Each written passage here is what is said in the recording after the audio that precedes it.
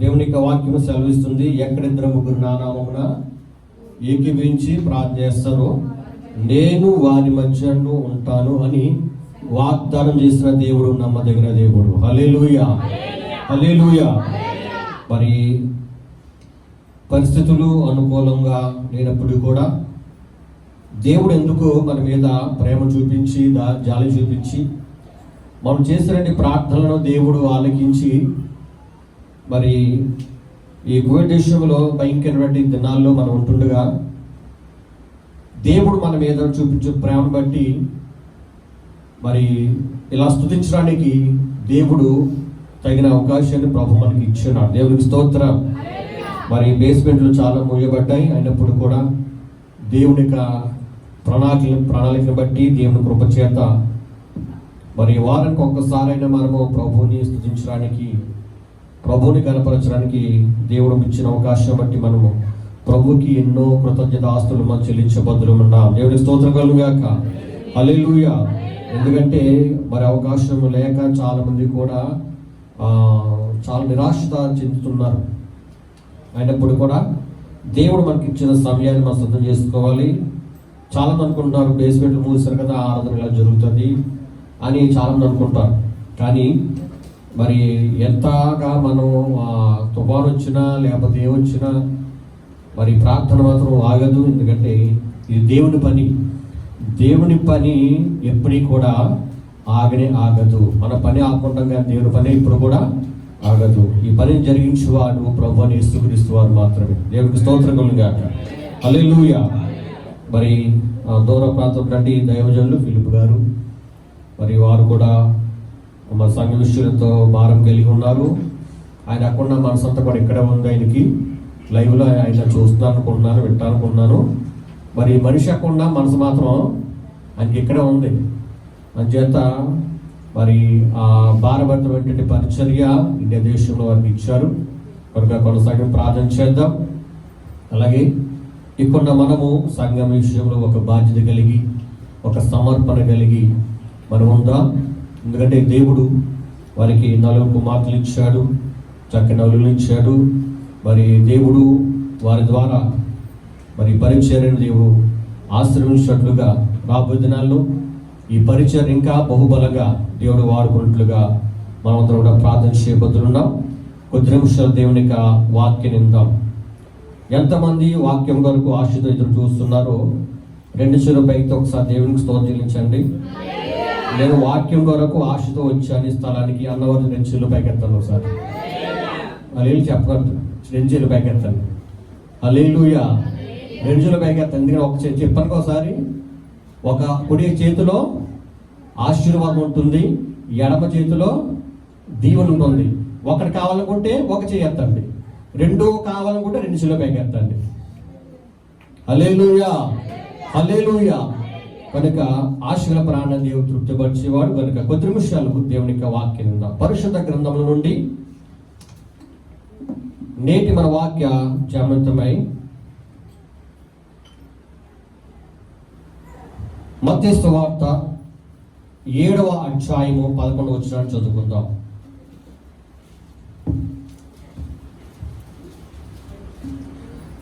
మీరు చెడ్డవారయుండియు మీ పిల్లలకు మంచి ఈవులనియ్యనెరిగి. మత్తయి సువార్త 7వ అధ్యాయం 11వ వచనం.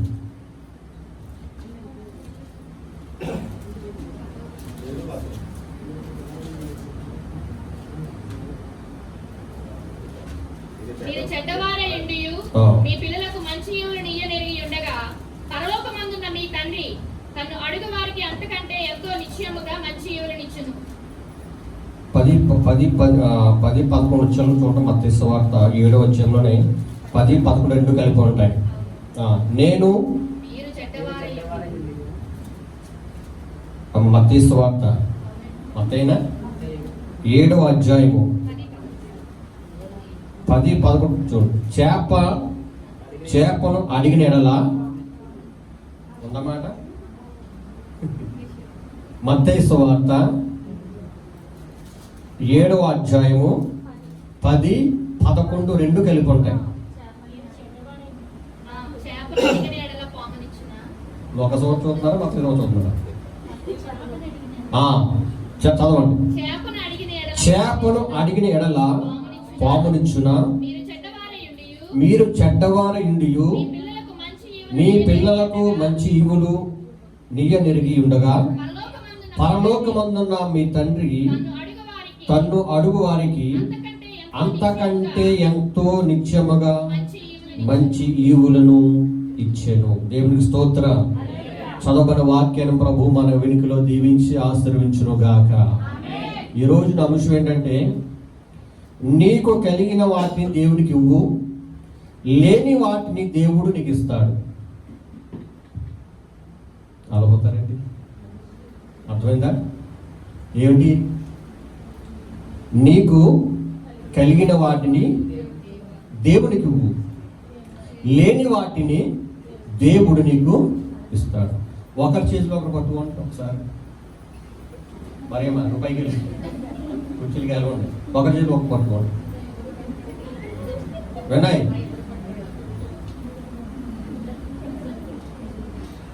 చూసారా? ఇప్పుడు మనం సింగిల్గా వచ్చాం, ఆ చోట వెనకాల ఒకసారి చూడండి, జంటగా కూర్చున్నారు. దేవునికి స్తోత్రం. వీడియో నుంచి అంట. దేవునికి స్తోత్రం. హల్లెలూయా. ఒకరి చేతిలో ఒకటి పట్టుకోండి. పట్టుకున్నారా? ఒకరి మొక్కలు చూసుకోండి. చూసుకున్నారా? అప్పుడు అంటే నీకు కలిగిన వాటిని ఒకటో చెప్పుకోండి. దేవునికి ఇవ్వు, లేని వాటిని దేవుడు నీకు ఇస్తాడు. చెప్పండి. ఒకరికొకరు చూసుకోండి, ఒకరికొకరు చెప్పుకోండి. అలాగంటేనే దేవుడు మీకు ఇస్తాడు. మౌనం కూడా దేవుడే ఇవ్వడం. దేవునికి స్తోత్ర. మరొకసారి చెప్తా, మరొకసారి. నీకు కలిగిన వాటిని దేవునికి ఇవ్వు, లేని వాటిని, నీకు లేనివి దేవుడు నీకు ఇస్తాడు. దేవునికి స్తోత్రం కలుగుగాక. హల్లెలూయా. ఈరోజు మన వాక్య సందేశం యొక్క ముఖ్య అంశం ఏంటంటే,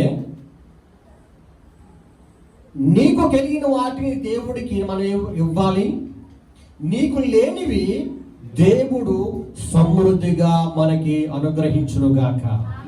హల్లెలూయా. చెప్తాం గట్టిగా, హల్లెలూయా. పరిశుద్ధ గ్రంథంలో మనం అడిగినప్పుడు మన అవసరాలను తీరకపోవచ్చును, కానీ మరొక పద్ధతి ద్వారా దేవుడు మనకి సమస్తమును ఇవ్వగల శక్తిమంతుడు. మనుషుని అడిగితే మనుషుని దగ్గర ఉన్నా ఎవరిని ఇవ్వలేని వారు ఉన్నారు, లేకపోయినా ఇవ్వలేనటువంటి పరిస్థితులు కూడా ఉన్నారు. కానీ దేవుడు అడుగు వాటి కంటేను, ఊహించు వాటి కంటేను అత్యధికమైన రీతిలో దేవుడు మనకు సమస్తము ఇవ్వగల సర్వశక్తిమంతుడు. మనం నమ్ముకున్న నజరుడైన యేసుక్రీస్తు వారు మాత్రమే. హల్లెలూయా. ఇదంటున్నాడు. మనం చదువుకున్నట్టు లేఖన భాగంలో ఆ మాట తెలుసా? చాలా ఇష్టం అట. నేను అడిగిన ఎడల పామునిచ్చిన, మీరు చెడ్డవారియుండియు మీ పిల్లలకు మంచి ఈవులు నీయనెరిగి ఉండగా పరలోకమందున్న నీ తండ్రి తన్ను అడుగువారికి అంతకంటే మనము ఒకసారి ఒకటి అడుగుతాం, దేవుడు మనకి రెండు విధాలుగా ఇస్తాడు.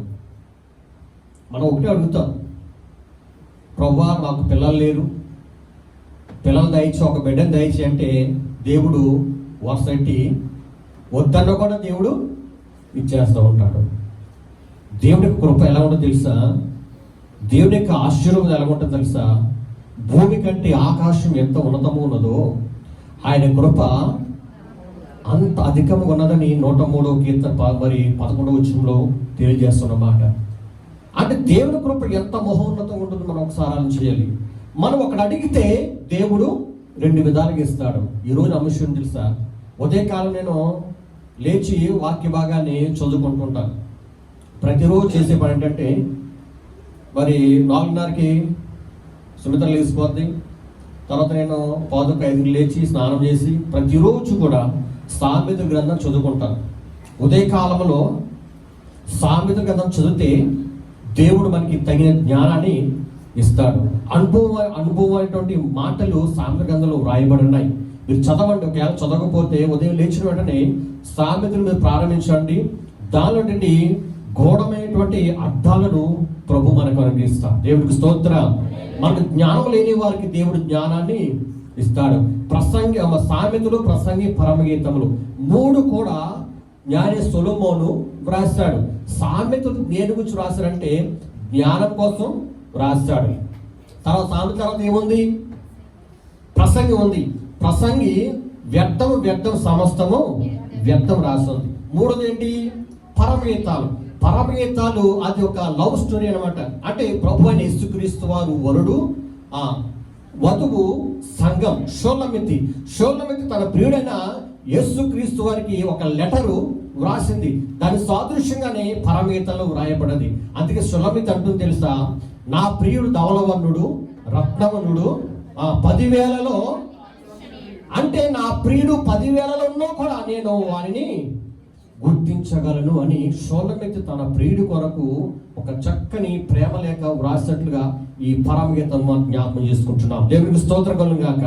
మీరు ప్రతిరోజు కూడా సామెతల గ్రంథం లేచినట్టని సామెతలు చదివితే ఆ రోజున దేవుడు జ్ఞానాన్ని ఇస్తాడు, మంచి ఆలోచనలతో నడిపిస్తాడు. దేవునికి స్తోత్రం కలుగును గాక. ఇక్కడ మనం ఆలోచన చేస్తామంటే నీకు కలిగిన వాటిని దేవునికి ఇవ్వాలి, లేని వాటిని దేవుడు నీకు అనుగ్రహిస్తాడు. ఈ రోజున కొన్ని వాక్య భాగాలను చదువుకుంటాం. ఎవరెవరికి ఏమి ఆశీర్వాదాలు ఇచ్చాడో మరి కొన్ని మాటలు జ్ఞాపకం చేసి నేను త్వరగా ముగిస్తాను. పరిశుద్ధ గ్రంథంలో నుండి మొదటి మాట మనం జ్ఞాపకం చేసుకుందాం. ఆదికాండ గ్రంథం తెలిసినటువంటి మాటలే, నేను కొత్త విషయాలు చెప్పట్లేదు. అయితే అనేక మంది బోధకులు అనేబడేవారు బోధకులు ఉన్నారు. వారు రకరకాలుగా వాక్యాలు అందిస్తూ ఉంటారు. నా బోధ నా స్టైల్లో చెప్తాను, వేరే నిలబడిన వేరే రీతిలో వారు చెప్పుకుంటూ పోతారు. అయితే నా రీతిలో నా స్టైల్లో తెలిసిన మాటలు తెలియని మాటలు కాదు, అందరూ తెలిసిన మాటలే ఈరోజు నేను జ్ఞాపకం చేయాలని ఆశపడుతున్నాను. పరిశుద్ధ గ్రంథంలో ఉండి ఆదికాండ గ్రంథం 18వ అధ్యాయము ఆదికాండం 18వ అధ్యాయంలో అక్కడ ఒక వ్యక్తి కనబడుతున్నాడు. ఆయన పేరు అబ్రహాము. ఏ పేరండి? అబ్రహాము. ఆ 9-10 వచనాలు చదువుదాం. నీ భార్య అయిన శారా ఎక్కడ ఉన్నదని అతడు అదిగో గుడారములో ఉన్నదని చెప్పెను. అందుకు ఆయన, మీదటికి ఈ కాలమున నీ యొద్దకు నిశ్చయముగా మరల వచ్చేదను. అప్పుడు నీ భార్య అయిన శారా ఒక కుమారుడు కలుగునని చెప్పిను. శారా ఆయన వెనుక నుండి గుడార ద్వారంగా ఉండుచుండెను. చాలండి. ఇక్కడ ఒక జంట కనబడుతున్నారు. వాళ్ళ పేరు, ఆ జంట పేరేంటి? అబ్రహాము, శారా. అందరూ చెప్తారు అబ్రహాము, శారా. అబ్రహాము ముందు ఇంకో పేరు ఉంది, అబ్రాము. దేవుణ్ణి ఎరగక ముందు విగ్రహారాధన చేసేటువంటి సమయంలో అతని పేరేంటి? అసలు అబ్రాహాము కుటుంబం ఏంటంటే విగ్రహారాధన, అంటే విగ్రహాలు తయారు చేసి అమ్ముకునేవారు. ఇంకొకటి ఏంటంటే అబ్రహాము చాలా ఉన్నతమైన స్థితిలో ఉన్నాడు, చాలా కోటేశ్వరుడు, చాలా ధనం ఉంది. ఇంకొక మాట చెప్పాలంటే రిలయన్స్ ఎవరో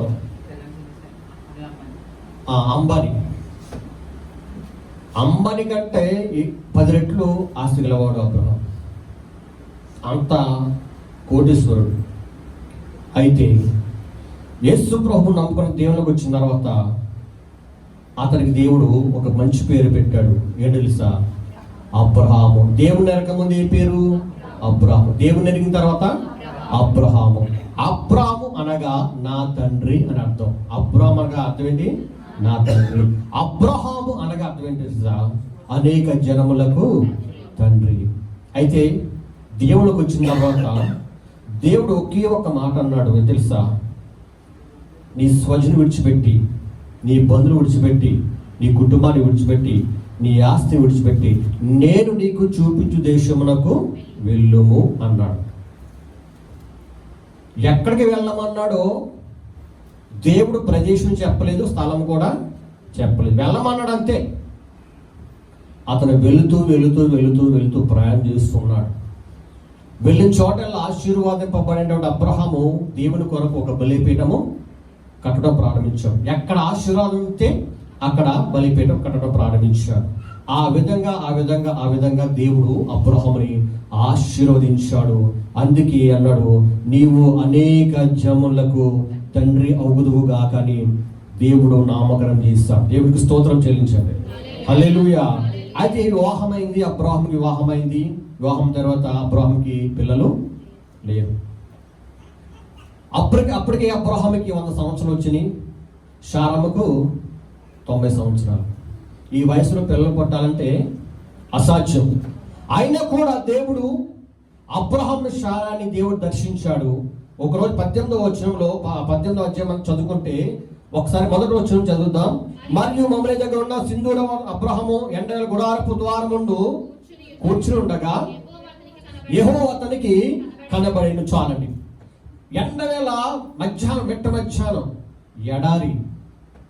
మనకందరూ తెలుసు, మనం ఎడారిలో ఉన్నాం కాబట్టి మిట్ట మధ్యాహ్నం ఎలాగుంటుందో మనకు బాగా తెలుసు. అదే ఎడారిలో ఎలాగుంటుందో మనకు బాగా తెలుసు. ఆ మిట్ట మధ్యాహ్నంలో 3 వ్యక్తులు అబ్రహాం దగ్గరికి వచ్చారు. వచ్చిన వెంటనే అప్పుడు అబ్రహాము అంతా కూడా బయట ఉన్నారు. వచ్చిన వెంటనే ఆహ్వానించిన వెంటనే మరి చక్కని విందును ఏర్పాటు చేశారు. శారమ్మ అయితే వెన్న పాలు సిద్ధము చేసి వారికి ఇచ్చారు. వారు తృప్తిగా భోజనము చేశారు. చేసిన తర్వాత వెళుతూ ఒక చక్కని మాట అన్నారు. మనం చదువుకున్నాం కదా, ఏ మాట అది? మొదటి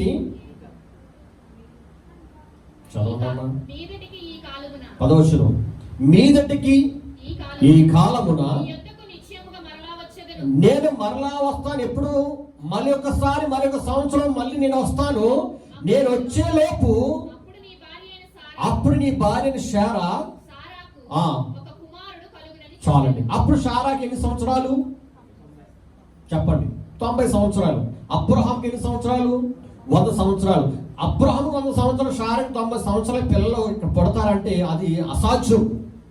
కానీ అసాధ్యమైనది దేవుడు సాధ్యపరిచేవాడు. హల్లెలూయా. ఆయనకి అసాధ్యమైనది ఏది కూడా వాగ్దానం చేస్తాడు. ఇప్పుడు ఈ ముగ్గురిని ఎవరు పంపించాడు? దేవుడు పంపించాడు. దేవదూతలని పంపించాడు. ఆశీర్వదింపబడ్డాడు. ఈ రోజు మరొక రోజు వచ్చినప్పటికీ నీ కౌగిటిలో కుమారుడు ఉంటాడు. ఆయన పేరు ఇస్సాకు. దేవుడికి స్తోత్రం కలుగాక. హల్లెలూయా. అంటే దేవుడికి అబ్రహాము ఇచ్చాడు,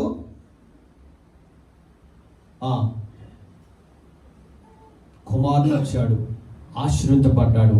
ఇప్పుడు అంటున్నాను, నీకు కలిగిన దానిని దేవునికి ఇవ్వాలి. ఇప్పుడు అబ్రహాము దేవునికి ఇచ్చాడు. దేవుడు అబ్రహాముకి ఏమిచ్చాడు? ఒక బహుమానాన్ని ఇచ్చాడు. ఆ బహుమానమే ఇస్సాకు. దేవునికి స్తోత్రం కలుగాక. హల్లెలూయా. ఈ మధ్యాహ్న సమయంలో నీవు కూడా దేవునికి ఇస్తే దేవుడు నీకు అనుగ్రహిస్తాడు. వాళ్ళు ఊహించుకున్నారా? వాళ్ళు అనుకున్నారా?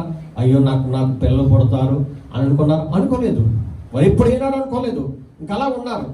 అలా పిల్లలు పుట్టరాని అబ్రహాము 2వ భార్యగా చేసుకున్నాడు హాగరుని. హాగరికి ఇస్మాయిలు పేరు పెట్టారు. అప్పుడు ఆ సమయంలో అబ్రహాము కూడా మరి శారా గర్భం దాల్చింది. మరి ఆ ఇస్సాకు పుట్టాడు. మరి ఆ హాగరు కూడా బయటకు వెళ్ళిపోయింది.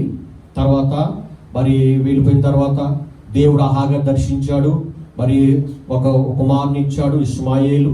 ఆ ఇష్మాయిల్ సంతానమే ఇప్పుడు మన మధ్య ఉన్నవారి సంతానం. దేవునికి స్తోత్రం కలుగాక. హల్లెలూయా. గమనించండి, మనము ఏది అడిగినా కూడా సమస్తమును ఇవ్వగల సర్వశక్తిమంతుడు దేవుడు. హల్లెలూయా. అంటే మనం ఇవ్వాలి దేవునికి. మనము ఇప్పుడు అబ్రహాం ఏం చేశాడు? వెళ్ళిన చోటల్లో కూడా దేవునికి కృతజ్ఞతాస్తుతులు చెల్లించాడు. చెల్లించిన తర్వాత బలిపీఠము కట్టాడు. అది దేవునికి కృతజ్ఞతాస్తుతులు చెల్లించాడు. కాబట్టి దేవుడు తిరిగి కుమారుని ఇచ్చాడు. కానీ ఒక భయంకరమైన ఒక బాంబును దేవుడు అబ్రహాముకి వేశాడు. ఏంటది? అబ్రహమా, నీకు నేను కుమారుని ఇచ్చాను కదా, కనుక నీవు నా కొరకు నీ కుమారుని బలిగా ఇవ్వు. ఎంత భయంకరమైన మాట అన్నది. ఆ మాట విన్న వెంటనే ఓ ప్రక్కన లోపల కుమిలిపోతూ ఉన్నాడు, ఓ ప్రక్కన నవ్వుతున్నాడు. అయితే కుమారుని తీసుకున్నాడు. కుమారు చేతిలో కట్టెలు ఉన్నాయి, నిప్పు ఉంది. వెళ్తున్నారు మోరియా పర్వతం మీదకి. జాగ్రత్తగా మోరియా పర్వతం వెళ్తున్నాడు. ఆ సందర్భంలో అబ్రహాము యొక్క ముఖం ఎలా తెలుసా? చాలా విచారంగా ఉంది, చాలా విచారంగా ఉంది. పైకి నవ్వలేకపోతున్నాడు. అయితే మోరియా పర్వతం వెళ్ళిన తర్వాత ఆ పర్వతం మీద కట్టెలు పేర్చాడు. పేర్చిన తర్వాత అప్పుడు ఇస్సాకు అంటున్నాడు, నాన్న కట్టెలు ఉన్నాయి, నిప్పు ఉంది, చేతులు కత్తి ఉంది, కానీ బలి ఇవ్వటానికి గొర్రె పిల్ల లేదు. ఇంకా మాట అనబట్టి ఇంకా నిరాశ, ఇంకా నిరాశతో ఉన్నాడు. అప్పుడు అబ్రహాం అన్నాడు, బాబు దేవుడు చూసుకుంటాడు. ఒకే ఒక మాట, దేవుడు చూసుకుంటాడు. అయితే ఇస్సాకు ఆ కట్టెల మీద పడుకొని పెట్టినప్పుడు ఒక చిన్న మాట కూడా మాట్లాడలేదు. బాబు పడుకున్నాడు. పడుకున్న వెంటనే కత్తి ఎత్తాడు. కత్తి ఎత్తిన వెంటనే ఆకాశంలో ఒక స్వరం పడుతుంది, అబ్రహామా ఆగు ఆగు, నీవు నా కొరకు నీ కొడుకుని బలి ఇవ్వడానికి నువ్వు వెనుక తీయలేదు కనుక నీ కుమారుని నిన్ను ఆశీర్వదిస్తున్నాను అని దేవుడు సెలవిచ్చాడు. ఆ మాట అన్న వెంటనే ఆ అబ్రహాము గొప్ప సంతోషం కలిగింది. అప్పుడు దేవుడు అన్నాడు, అదిగో ఎక్కడో పొదలో ఒక గొర్రె పిల్ల ఉంది, ఆ గొర్రె పిల్లని తీసుకొచ్చి నీవు బలిగా అర్పించు. దేవుడికి స్తోత్రం కలుగాక. చూడండి, దేవుడు ఏది అడిగినా కూడా అబ్రహాము వెనుతీయడు. సపోజ్ ఉదాహరణకి మనము అదే ప్లేస్లో ఉన్నామనుకోండి, అసలు ఉదాహరణకు అనుకుంటాం, అదే ప్లేస్లో అబ్రహాం ప్లేస్లో మనం ఉన్నామనుకోండి, ఏమంటాం? నేను మాత్రం ఇన్ని విడిచిపెట్టేస్తాను కానీ నా కుమారుని మాత్రం నేను బలి ఇవ్వము అని అన్నమాట తప్పనిసరిగా దేవుడు విడిచిపెట్టేస్తాం కానీ దేవుడి మాట మనము లెక్క చేయం. మరి అబ్రహాం దేవుడి మాట ఉన్నాడా? బంధువులు విడిచిపెట్టిన దగ్గర నుంచి, కుటుంబాన్ని విడిచిపెట్టిన దగ్గర నుంచి, ఆస్తి అంతస్తు విడిచిపెట్టిన దగ్గర నుంచి అబ్రహాము దేవునితో సహవాసం చేస్తూ దేవుడి మాట వింటూనే ఉన్నాడు. హల్లెలూయా, హల్లెలూయా.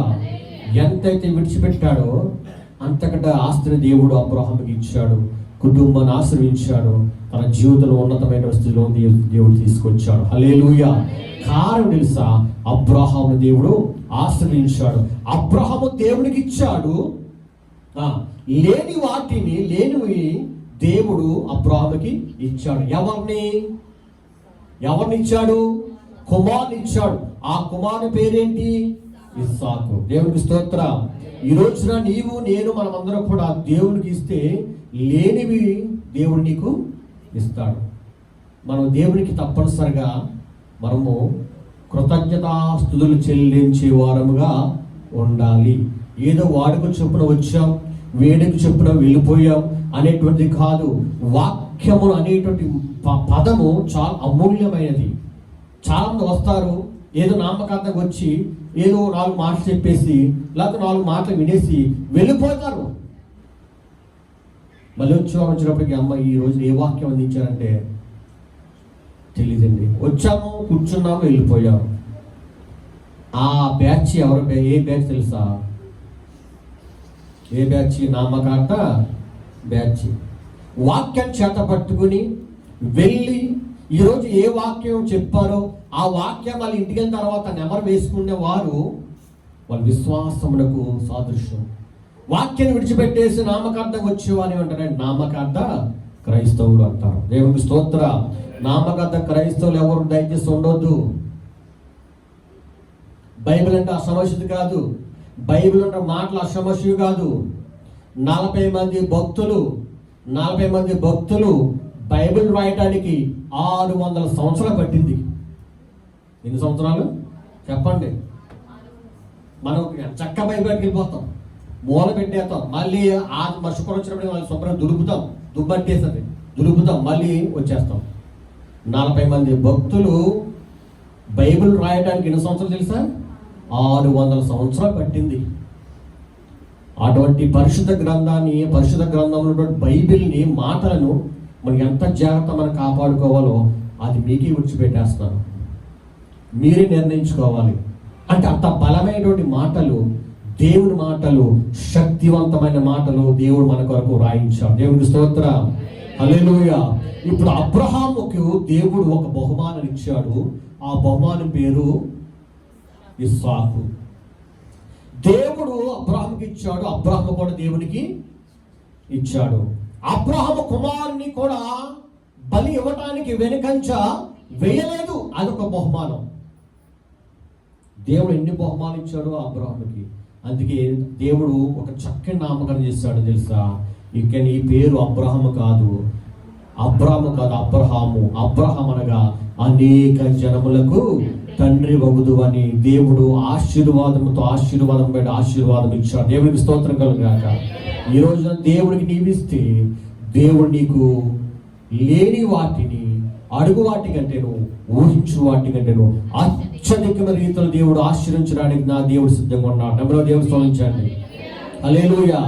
మనం ఏదడిగినా కూడా దేవుడు సమస్తమును ఇవ్వగల సర్వశక్తిమంతుడు. మొదటి మాట ఏం తెలుసా? అబ్రహాము దేవుడు దర్శించాడు, చక్కని కుమారుని సంపాదించుకున్నాడు. ఆ కుమారుని పేరు ఇస్సాకు. మొదటి వ్యక్తి.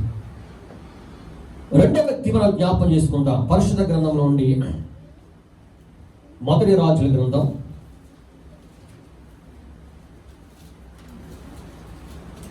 17వ అధ్యాయం 18వ వచనం చదువుకుందాం. 17వ అధ్యాయము 8వ వచనం నుండి కొన్ని మాటలు మనం జ్ఞాపకం చేసుకుందాం. అతడు యెహోవాకు అతనికి ప్రత్యక్షమై ఇలా సెలవిచ్చెను, నీవు సీదోను పట్టణానికి సంబంధమైన సారెపత ఊరికి పోయి అచ్చట ఉండుము, నిన్ను పోషించుటకు అచ్చటనున్న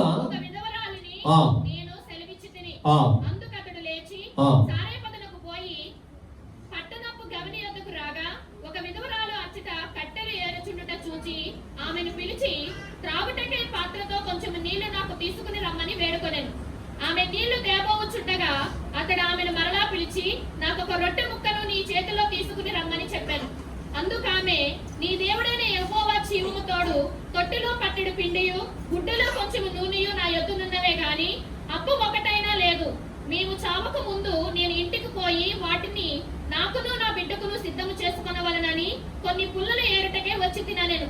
అప్పుడు ఏలియా ఆమెతో ఇట్లనెను, భయపడవద్దు, పోయి నీవు చెప్పినట్లు చేయము. అయితే అందులో నాకు ఒక చిన్న అప్పము మొదట చేసి నా యొద్దకు తీసుకుని రమ్మని, తరువాత నీకును నీ బిడ్డకును అప్పములు చేసుకొనుము. భూమి మీద యెహోవా వర్షము కురిపించు వరకు ఆ తొట్టిలో ఉన్న పిండి తక్కువ కాదు, గుడ్డిలో నూనె అయిపోదని ఇశ్రాయేలీయుల దేవుడైన యెహోవా సెలవిచ్చి ఉన్నాడు అని. ఇక్కడ ఒక వ్యక్తి కనబడుతున్నాడు. ఆ వ్యక్తి పేరు ఏలియా. ఏం పేరండి? ఏలియా. ఒకసారి మొదటి వచ్చిన నుండి చదివితే అంతటి గిలాదు కాపురస్తున్న సంబంధించి తిష్మయైన ఏలియా ఆహాబునద్దకు వచ్చి, ఎవరి సన్నిధి నేను పిలువబడి ఉన్నాను, ఇశ్రాయేలు దేవుడైన యెహోవా నా జీవముతోడు నా మాట ప్రకారము గాక ఈ సంవత్సరములో అయినను వర్షమైనను మంచైనను పడదు. అంటే అది కరువు కాలం వచ్చేసింది. ఆ కరువు కాలంలో మమ్రే కింద ఉంది కదా, ఏలి ఎక్కడ ఉన్నాడు?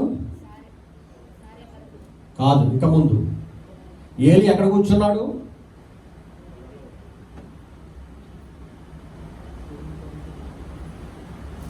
ఒకసారి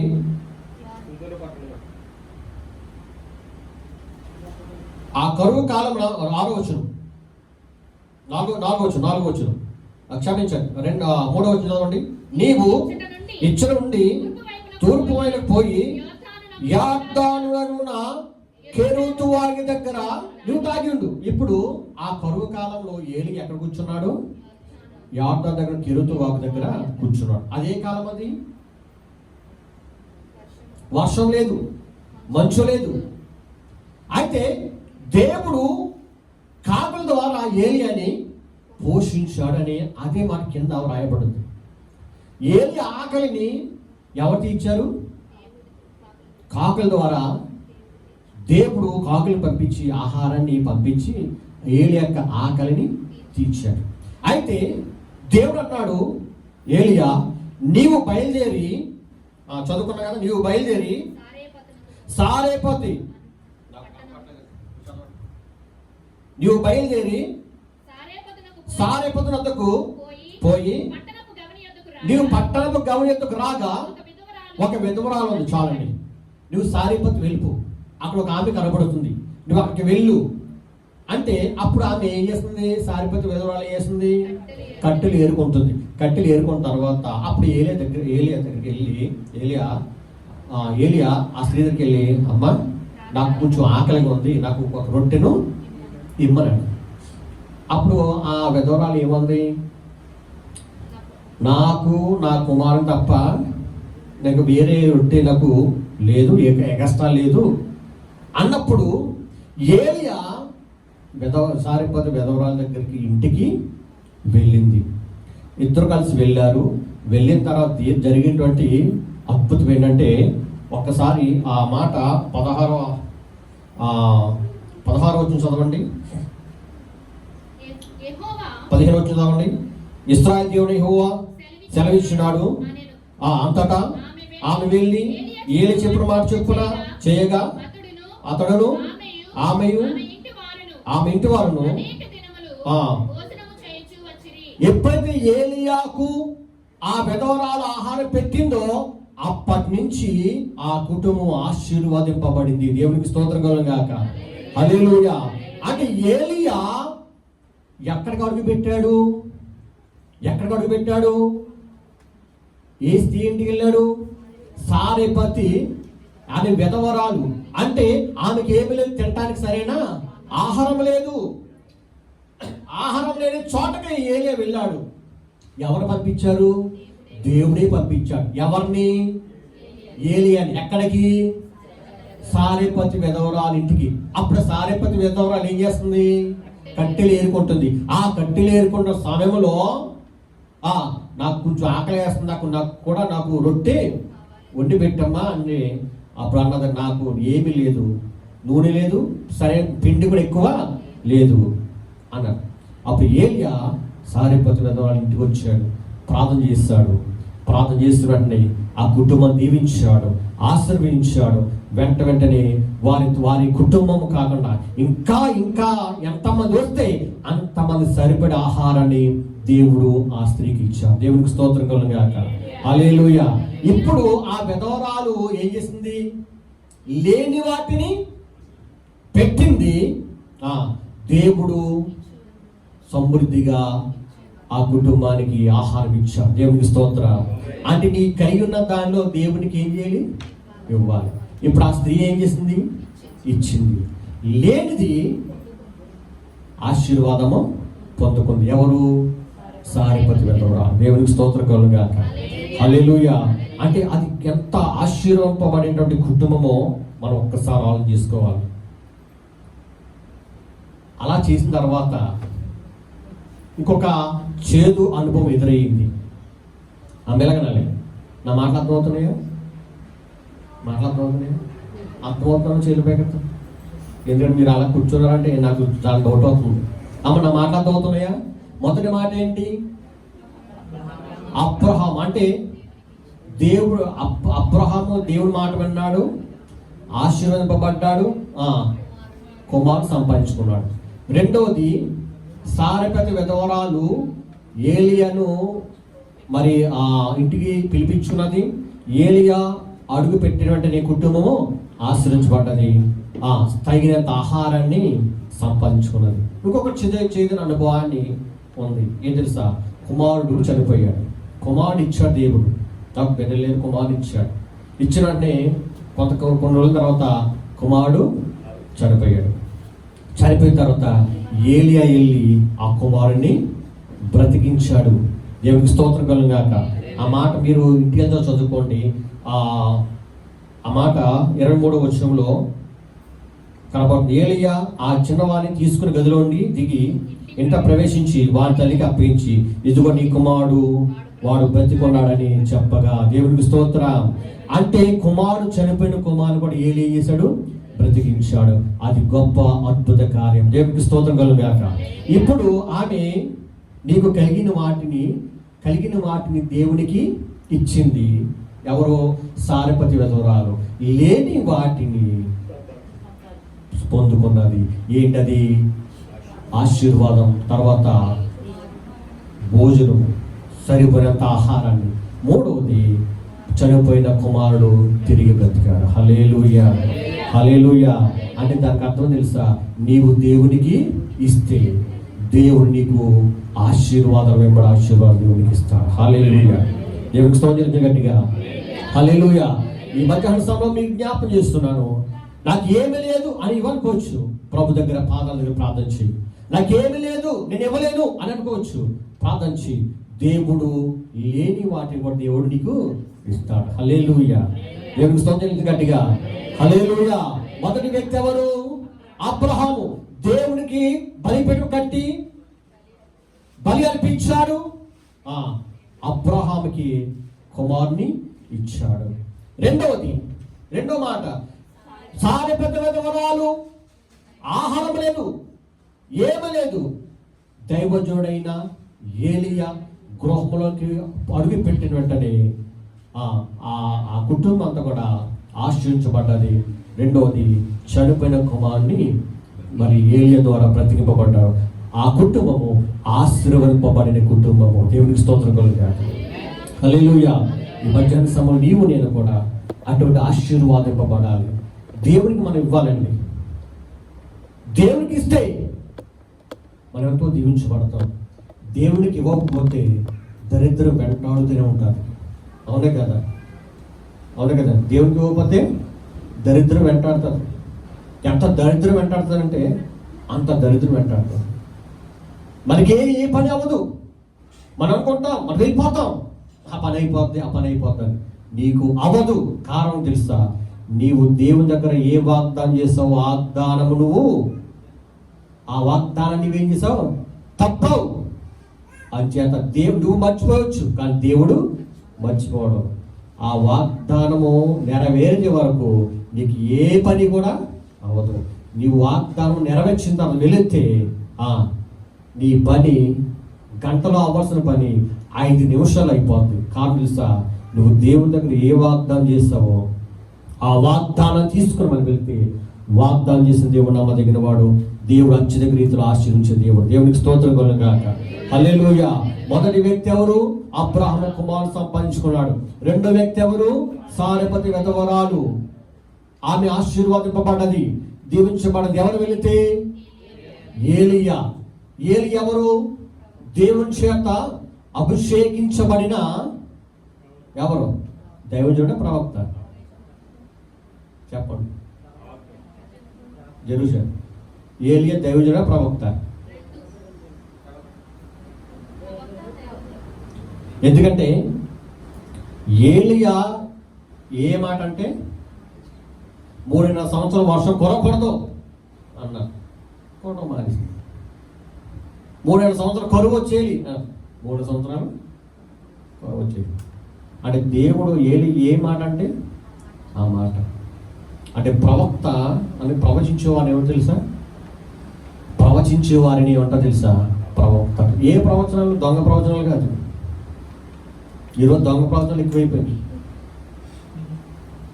ఫేస్బుక్ నుండి అయ్యే, యూట్యూబ్ నుండి అయ్యే దొంగ ప్రవక్తలు, పనికి మాలిన ప్రవక్తలు అందరూ. అడుక్కోవచ్చు కదా బయటికి వెళ్ళి, ఎందుకు ప్రజలను మోసం చేస్తే బతకటం? దైవజనుడు అనేటువంటి వ్యక్తి మనం పరిశుద్ధంగా మనం జీవిస్తే, ఆ పరిశుద్ధం మనల్ని కాపాడితే, దేవుడు నీ నోటి ద్వారా ఏదొచ్చినా కూడా అది తప్పనిసరిగా జరిగిస్తాడు. ఆ మాటను బట్టి మనం ముందుకు వెళ్తే దేవుడు ఆ కుటుంబాన్ని ఆశీర్వదిస్తాం. దేవుడికి స్తోత్రం కలుగాక. హల్లెలూయా. ఇప్పుడు ఏలియా ఎక్కడికి వెళ్ళాడు? సారెపతి విధవర. ఆమెకి మరి ఆహారం లేదు, ఆమెకి ఆహారం లేదు, కుటుంబ పోషణ ఇది. విధవరాలు అంటే భర్త లేని వారు ఏమంటారు? విధవరాలు అంటారు. ఆమెకి ఏమి సరైనటువంటి మరి ఏమి లేదు. అయినా కూడా ఏలియా ఆ కుటుంబంలోకి అడుగు పెట్టడండి, ఆ కుటుంబము బహుగా ఆశ్రయించబడ్డాయి. దేవునికి స్తోత్ర. దైవజనుడు నీ కుటుంబానికి వస్తే, నీ గృహానికి వస్తే, నీ కుటుంబానికి ఆశీర్వాదం. దైవజనుని ఆహ్వానించి కాస్త ఒక గ్లాసు మంచిలు ఇచ్చిన ఆశీర్వాదం. కొంతమంది ఉంటారు, దైవజనుడు అమ్మ ఈరోజు నేను ఇంటికి వస్తాను అంటే అయ్యగారు నాకు కాలేదని అంటారు. అటువంటి అనుభవాలను పొందారండి. ఫోన్ చేసి వాళ్ళు అమ్మ ఇంటికి వస్తున్నా, ఈరోజు గృహ దర్శనానికి వస్తున్నా అంటే అయ్యగారు నాకు ఖాళీ ఊరు వెళ్తున్నారండి అంటే పాస్టర్ గారు ఎప్పుడు వస్తే అప్పుడు ఊరు వెళ్ళాలి. నువ్వు ఆశీర్వాదం ఎలా పొందుతావు? నీ గృహానికి ఒక దైవజనుడు వచ్చాడంటే నీకెంతో ఆశీర్వాదం. దేవునికి స్తోత్రం కలుగాక. హల్లెలూయా. ఆశీర్వాదం వెంబడి ఆశీర్వదిస్తాడు. నీ గృహంలో ప్రార్థన చేస్తాడు దైవజనుడు. నువ్వేమి ఇవ్వక్కలొద్దు, ఒక గ్లాసులు మంచిని సరిపోతాయి అంతే కదా. నాకు భోజనం పెట్టు, చికెన్ బిర్యానీ పెట్టు అన్నాం, కాస్త ఒక గ్లాసు మంచిలు ఇచ్చిన మరియమ్మ గారు, అది గొప్ప ఆశీర్వాదం. దేవునికి స్తోత్రం కలుగాక. అంతేగాని మరియమ్మ గారు నేను చికెన్ బిర్యానీ వండుతాను, వంట చేస్తాను అంటే కుదరదు. అక్కడ నీవు ఆశించబడాలంటే ఒక గ్లాసు సరిపోతుంది. ఆ మంచి తాగి దైవజనుడు ప్రార్థన చేసి బయటికి వెళ్తాడు. ఆ వారమంతా కూడా నీ కుటుంబంలో గొప్ప ఆశీర్వాదంతో దేవుడు నింపుతాడు. హల్లెలూయా, హల్లెలూయా. ఇప్పుడు ఏలియా కూడా గృహానికి వెళ్ళాడు. ఆ గృహంకి వెళ్ళి వెంటనే కుటుంబం ఏమన్నది? ఆశీర్వదింపబడ్డారు. మూడో వ్యక్తి జ్ఞాపకం చేసుకుందాం. చెప్పమంటారు మానేమంటారు? చెప్పండి బాబు, నిలబడ్డావు కదా తప్పదు అన్నట్టు ఉన్నారా? చెప్పండి అన్న చేతులు పైకెత్తాను కదా. మూజేస్తాను, నాకు అభ్యంతరం లేదు, నాకు అభ్యంతరం ఏమి లేదు. చెప్పండి అన్నవాళ్ళు చేతులు పైకెత్తండి. ఇంకా ముగించేయండి అన్న చేతులు పైకెత్తండి. దేవునికి స్తోత్రం కలుగాక. హల్లెలూయా. మొదటి వ్యక్తి ఎవరు? అంత నా ప్రసంగం బాగా చేసిందనుకుంటా. రెండో వ్యక్తి ఎవరు? ఏలియా సారెపతి విధవరాల గృహం దగ్గరికి వెళ్ళిన వెంటనే ఆశీర్వదింపబడ్డాడు. మూడో వ్యక్తి జ్ఞాపకం చేసుకుంటా. మీకు చెప్పన్నారు కాబట్టి 3:30 వరకు చెప్తూ ఉంటానండి, వింటారా? దేవునికి స్తోత్రం కలుగా. హల్లెలూయా. మరి ఎంఎస్ రాజు గారి రండి సార్, వేదిక మీరు కూర్చుంటే నాకు గొప్ప బలం. రండి. మూడో మాట జ్ఞాపకం చేసుకుందాం. మూడో మాట రెండవ రాజుల గ్రంథం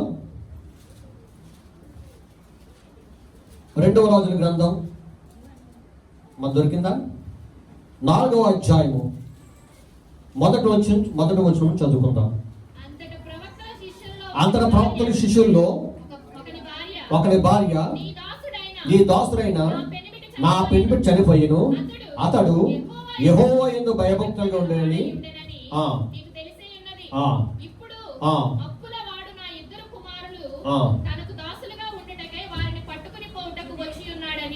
ఎలీషాకు మొర్రపెట్టగా ఎలీషా నా వలన నీకేమి కావలెను? చాలు.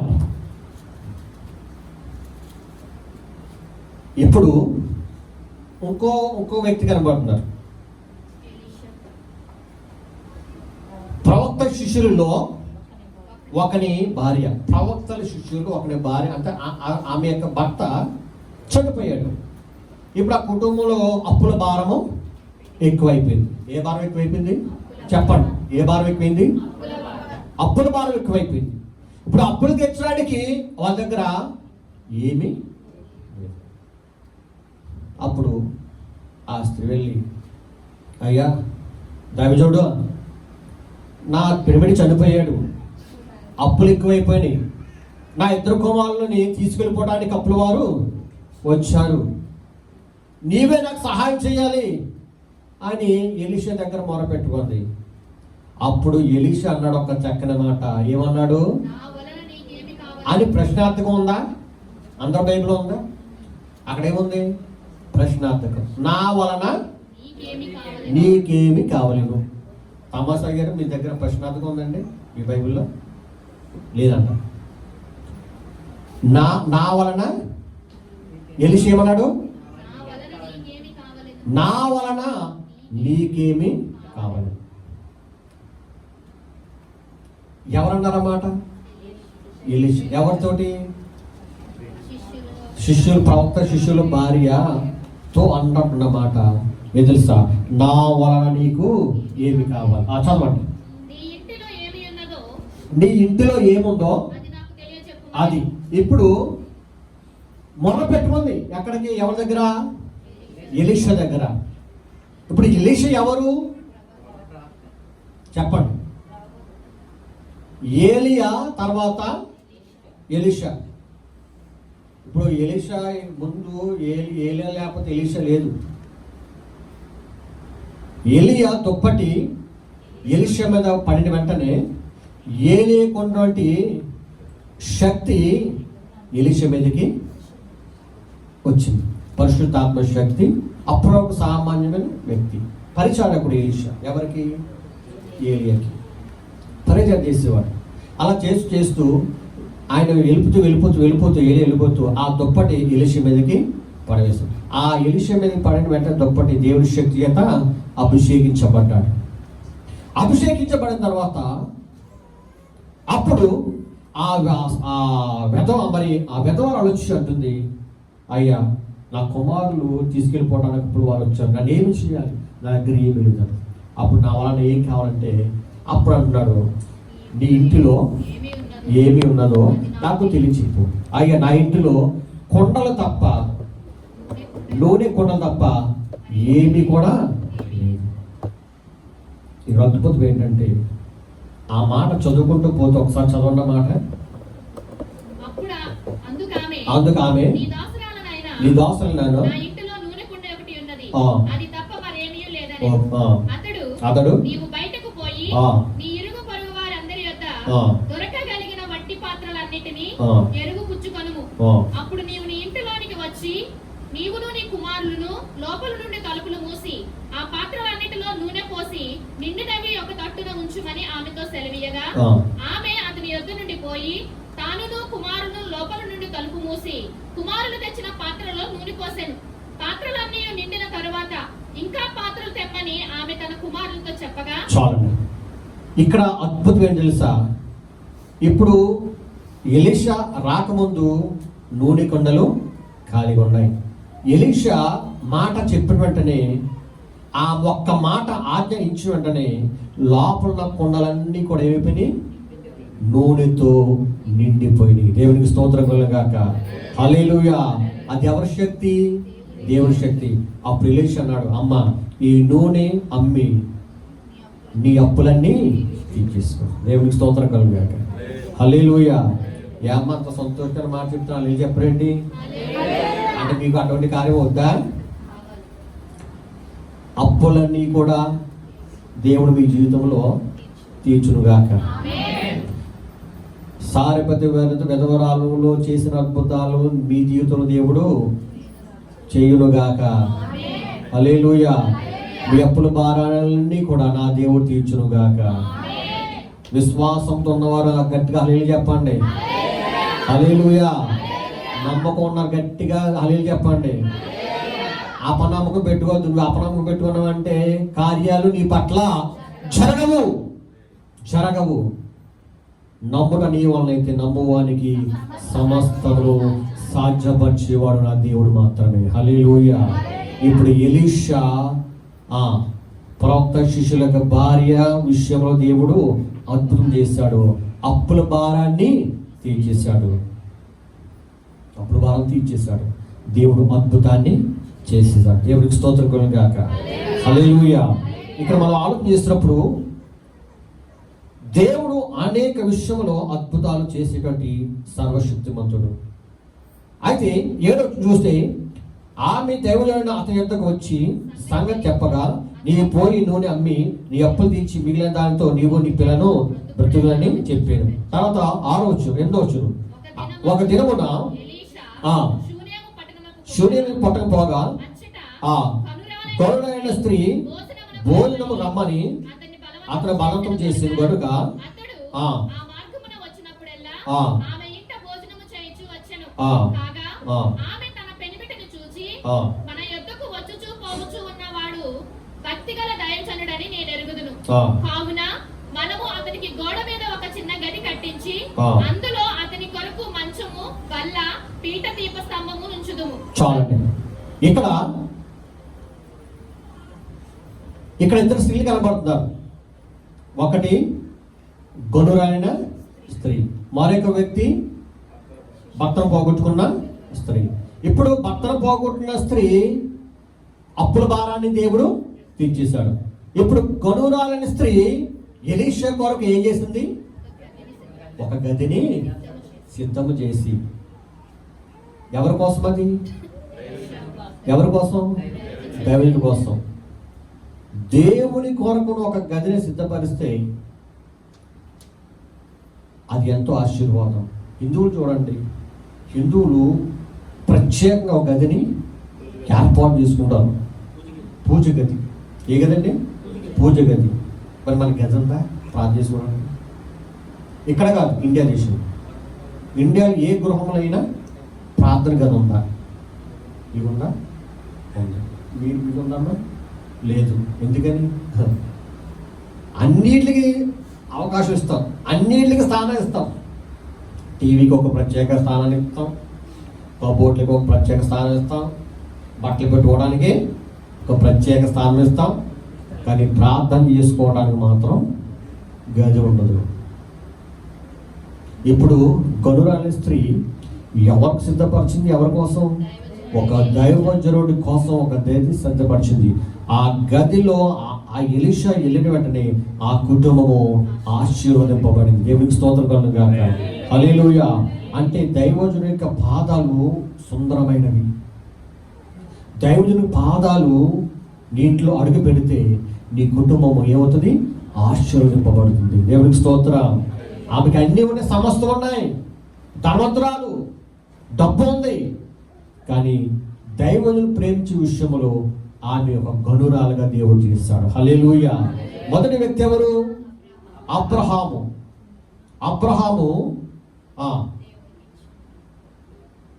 అబ్రహాము దేవుని మాట లోబడ్డాడు, దేవుని మాట విన్నాడు, దేవునికి ఇచ్చాడు, కుమారుని పొందుకున్నాడు. రెండవది సారెపతి విధవరాలు ఉన్న దాంట్లోని దైవజనునికి ఇచ్చింది, ఆశీర్వదింపబడ్డది. సమస్త మరి అవానికి తగినంత ఆహారాన్ని దేవుడు ఇచ్చాడు. ముందు ఏముంది? ఆహారం లేదు. ఎప్పుడు ఏలియా అడుగు పెట్టాడో సమృద్ధి అయిన ఆహారాన్ని దేవుడు ఇచ్చాడు. మూడో వ్యక్తి విధవరాలు. ప్రవక్త శిష్యుల్లో భర్తను పోగొట్టుకున్న విధవరాలు స్త్రీ అప్పుల పాలైపోయింది. కుమారులు అప్పుల వాళ్ళు తీసుకెళ్ళడానికి రెడీగా ఉన్నారు. ఎలీషా వచ్చాడు, గృహంలో అడుగుపెట్టాడు, దేవుడు దీవించాడు. ఆ నూనె ద్వారా అప్పులు తీర్చబడ్డాయి, ఆశ్రయించబడ్డాయి. మరి నాలుగో స్త్రీ ఉంది, ఆమె గొనురాలైన స్త్రీ. ఏసింది? ఎలీషా కొరకు ఒక ప్రత్యేకమైన గదిని ఏర్పాటు తీసుకున్నది. వచ్చుచూ పోవచ్చున్నవాడు దైవజనుడు. దేవునికి స్తోత్ర. హల్లెలూయా.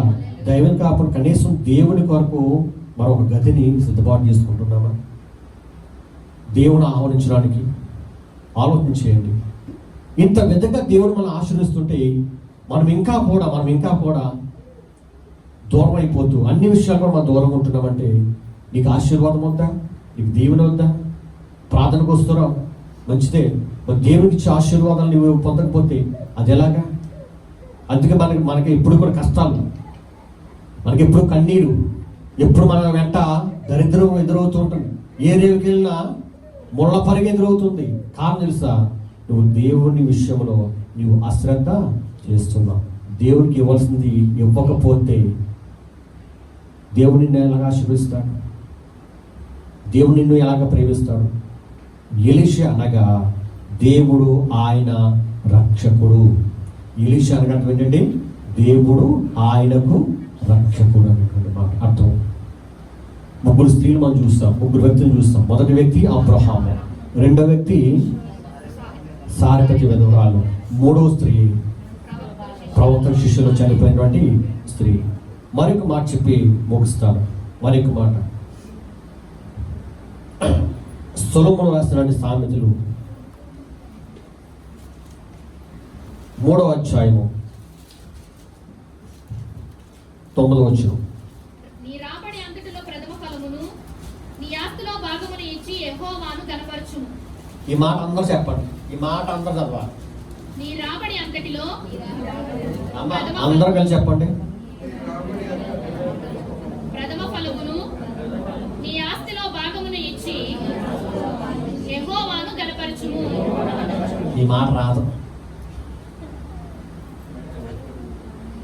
మీరు ఏమనుకున్నా పర్లేదు, మీరు నన్ను తిట్టుకున్నా పర్లేదు, నన్ను కొట్టినా పర్లేదు, దేవుడే యేసుప్రభువే తన శరీరాన్ని ఇచ్చేసాడు కొట్టుకోమని. ఎంత గొప్ప కాదు. మీరు ఏమనుకోవద్దు.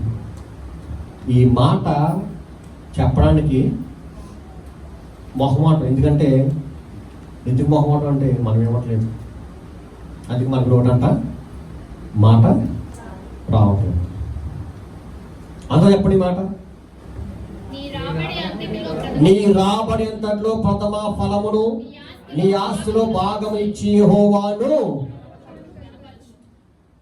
నీకు కలిగిన వాటిలో దేవునికి ఇవ్వు. లేని వాటి దేవుడు ఆకివీడిలో దేవుడు 2 అంతస్తుల బిల్డింగ్ని దేవుడికి ఇస్తాడు. దేవుడికి స్తోత్రం. మరియమ్మ గారు ఆ ఇల్లు ఉందా? ఆమె చెప్పండి. ఒక అంతస్తేనా? ఒక అంతస్తే. దేవుడికి స్తోత్రం. అంటే దేవుడికి ఇస్తే, చాలాసార్లు చెప్పాను, దేవుడికి ఇస్తే ఆశీర్వాదంగా. దేవుడికి నీకు ఇస్తే దేవుడు నీకు ఎన్నంతలో. ఇప్పుడు మనం ఇచ్చే ప్రతి కానుక పాస్టర్ గారికి వెళ్ళలేదు, ఆయన తింటలేదు, బలిపీఠం చెప్తున్నాను, వాళ్ళకి అవసరం లేదు. మన ఇచ్చే ప్రతి పైసా సంఘం క్షేమాభివృద్ధి కొరకు మాత్రమే ఖర్చు పెడుతున్నారు. దేవునికి స్తోత్రం. హల్లెలూయా చెప్పండి గట్టిగా. హల్లెలూయా. మనం ఇచ్చే ప్రతి పైసా కూడా దేనికి ఉపయోగపడుతుంది? సేవ పరిచర్య కొరకు మాత్రమే. ఇప్పుడు దీనికి అనేక ఖర్చు ఉంది, కానీ ఖర్చు భరించాలంటే సేవకుడు వల్ల, ఎందుకంటే ఆయన కూడా కుటుంబం ఉంది, ఆయన కుటుంబాన్ని పోషించుకోవాలి కదా. ఇప్పుడు మనం అందరూ కూర్చున్నాం, మనము తలకో దినారో లేకపోతే 2 దినాలు, 5 దినాలు, 10 దినాలు వేసి అనుకోండి, ఈ డబ్బంతా తీసుకెళ్ళి పాస్టర్ గారు కట్టి మనం ఇవ్వట్లేదు.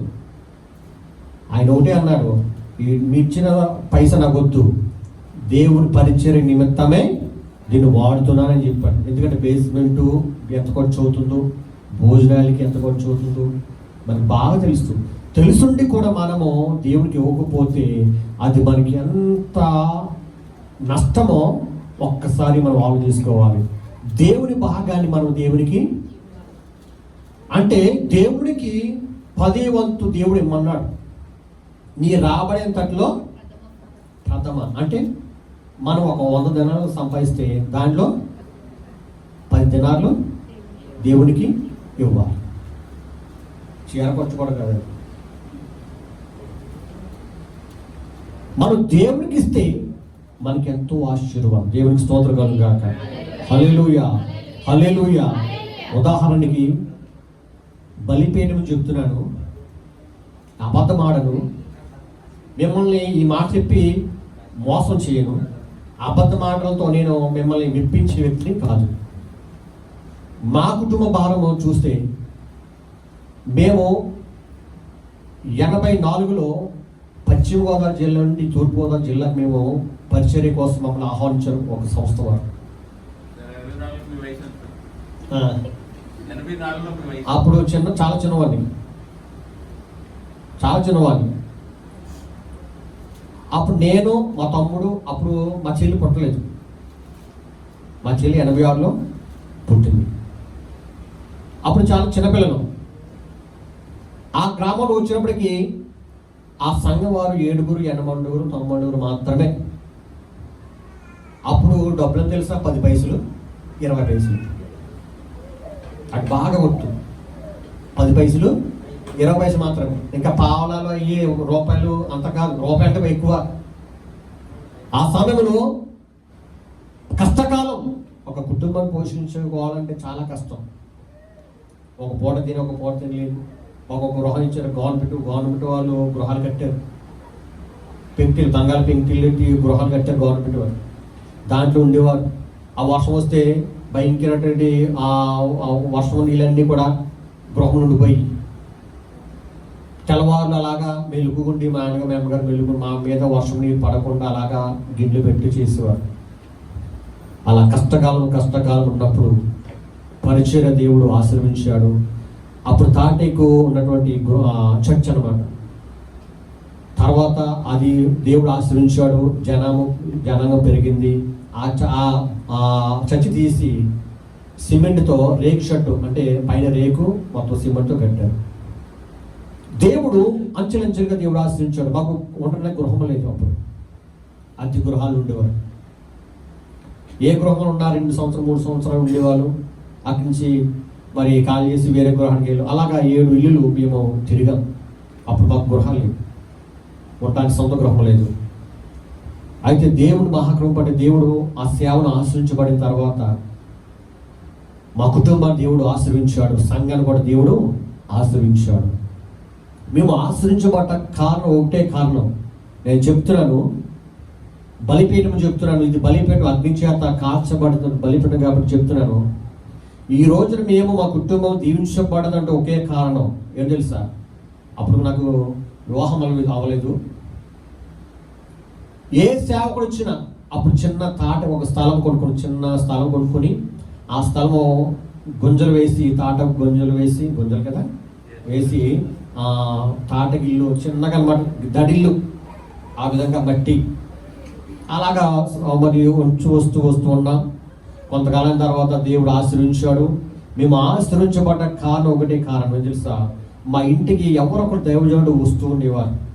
2 లేక 3 దైవజనులు వచ్చేవారు. ప్రతిరోజు వాళ్ళకి భోజనం పెట్టి మాకు కలిగిన దానిలో వారికి కానుక, మేము సంపాదించిన దానిలో మా భాగాన్ని పాస్టర్ గారికి ఇచ్చేసేవారు ప్రార్థన చేయించుకొని.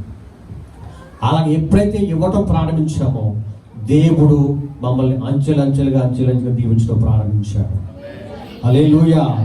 ఇది మాకు ఒక నిదర్శనం, ఒక సాక్ష్యం. ఇది సంపాదించడమే మేము తినలేదు. ప్రతిరోజు కూడా ఎవరో వచ్చాం. వివాహమైన తర్వాత సుమిత్ర ఎప్పుడైతే అడుగుపెట్టిందో దేవుడు ఇంకా బహుగా దీవించాడు. దేవుడికి స్తోత్రం. అంటే కొన్ని పాదాలు ఆశీర్వాదకరమైన పాదాలు. వివాహం తర్వాత అప్పుడు మాకు తాటకిల్లు, వాళ్ళ పెంకిల్లు.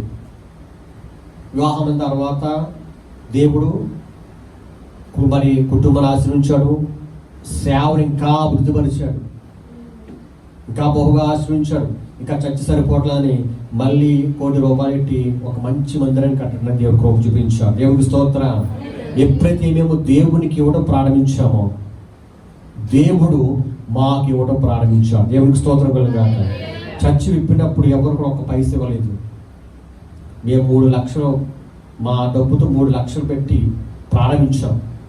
ఈ రోజున ఆ డబ్బులా పెట్టాం కాబట్టి ఈ రోజున ఆశీర్వాదంతో నా కుటుంబం దీవించబడాలి. హల్లెలూయా, హల్లెలూయా.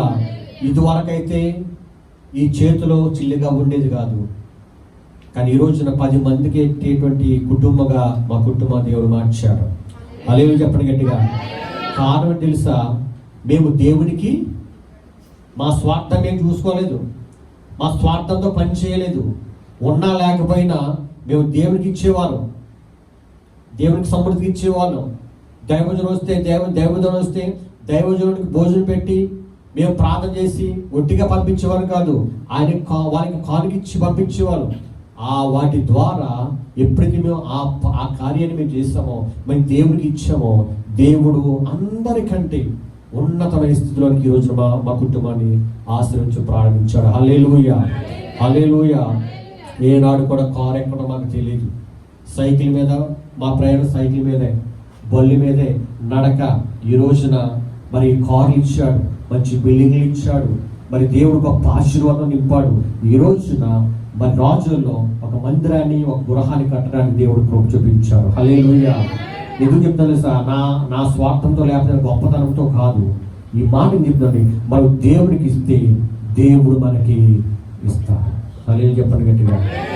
ఈ రాబడేంతట్లో ప్రథమ భాగమును దేవునికి ఇవ్వాలి. చేతులకి దండం పెట్టడం అవసరం చేస్తున్నాను. దయచేసి మీరు రాబడేంతట్లో ప్రథమ భాగాన్ని దేవునికి ఇచ్చి ఆశ్రయించబడ్డారు. ఇప్పుడు విధవరాళ్ళు ఇద్దరు కూడా ఏం చేశారు? దేవునికి ఇచ్చారు, దైవజను ఆహ్వానించారు. ఎప్పుడైతే దైవజను ఆహ్వానించిన వెంటనే వారి కుటుంబం ఏమైపోయింది? ఆశీర్వాదంతో నింపబడ్డది. హల్లెలూయా, హల్లెలూయా. ఇక్కడ కవర్ ఉన్నాయి, కవర్ తీసుకెళ్ళండి, ప్రార్థన చేయండి, ప్రార్థన చేసుకుని ప్రభా ఈ రోజున ఈ నెలలో నేను సంపాదించిన సంపద ఇది అని మీకు ఇచ్చిన కానుక కవర్లో పెట్టండి, తీసుకురండి. దేవుడు మిమ్మల్ని దీవించకపోతే నన్ను అడగండి. అది చెప్పండి గట్టిగా. హల్లెలూయా, హల్లెలూయా. మీరు ఇచ్చిన ప్రతి పైస కూడా దేవుని సేవ మహిమార్థంగా మాత్రమే ఖర్చు పెట్టబడుతుంది, సొంత ప్రయోజనాలకి కానే కాదు. హల్లెలూయా చెప్పండి గట్టిగా. హల్లెలూయా. అంటే మనము ఇచ్చిన ప్రతిదీ కూడా నువ్వు ఇచ్చవలేదు, మనుషులు కాదు. ఎవరు చూస్తున్నారు? దేవుడు చూస్తున్నాడు. జాగ్రత్త. ప్రతి పైస కూడా దేవుడు లెక్క రాస్తున్నాడు. అక్కడ లెక్క, నువ్వెంత ఇచ్చావు, ఎన్ని వారాలు దొంగిలించావు, ఎన్ని వారం ఇచ్చావు, ప్రతి కూడా ఉంది అక్కడ లెక్క ఉంది. ఆ లెక్క దేవుడు ఇప్పుతాడు. నువ్వు మర్చిపోయినా దేవుడు మాత్రం, నా కుమార్తె, ఎవరి పేరు చెప్పడం ఇక్కడ, నా కుమార్తె ఇదిగో ఇన్ని వారాలు నువ్వు దేవుడికి ఇచ్చావు, ఇన్ని వారాలు మరియమ్మ దేవునికి ఇవ్వలేదని ఒక్కోసారి మొట్టిగా వేస్తూ ఉంటాడు. అప్పుడు మనకి ఏమొస్తుంది? ఓ అంతే కదా, ఈ వారం ఇవ్వలేదు, ఇన్ని ఇవ్వలేదు కదా అని మనం తొందరపడతాం. ఎక్కడి దిక్కు తీసుకొచ్చి మనం ఇవ్వాల్సిందే. దేవునికి స్తోత్రం కలుగుగాక. ఈ మాటలు మీకు బాధ కలిగించవచ్చు, కానీ క్షమించండి. దేవునికి ఇవ్వడం ద్వారా మనకి మన కుటుంబం దీవించబడాలంటే ఫస్ట్ ప్రిఫరెన్స్ దేవునికి మనము ఇచ్చేవారంగా ఉందుముగాక. గట్టిగా చెప్పండి ఆమేన్. ఇప్పుడు మన యొక్క వాక్యం ఏంటి?